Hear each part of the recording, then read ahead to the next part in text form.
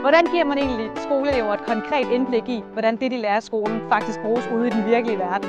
Det har vi taget til Nyborg Strand for at vise jer i dag. I Åben Virksomhed udvikler vi gratis undervisningsmateriale, og det, der udmærker sig ved vores materialer, det er, at alle materialer indeholder et besøg på en lokal virksomhed, eller hotel, eller konferencecenter.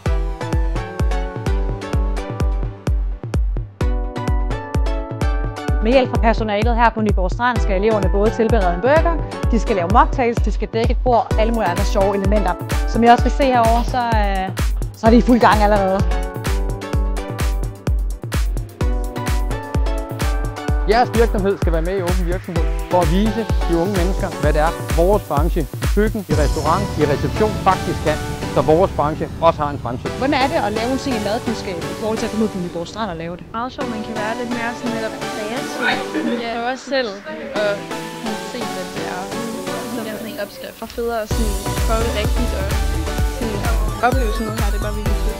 Vi håber, at de unge drenge og piger, som tager hjem i dag, har fået mod på, at det faktisk er fedt, når man kan dække et bord, at man kan spise sin egen rødløg, at man ved, hvordan man laver en mayonnaise, at man kan lave en mocktail, så man kan komme hjem og prale lidt på sine forældre, og har en forståelse for, at det faktisk er en mega fed branche, vi er i.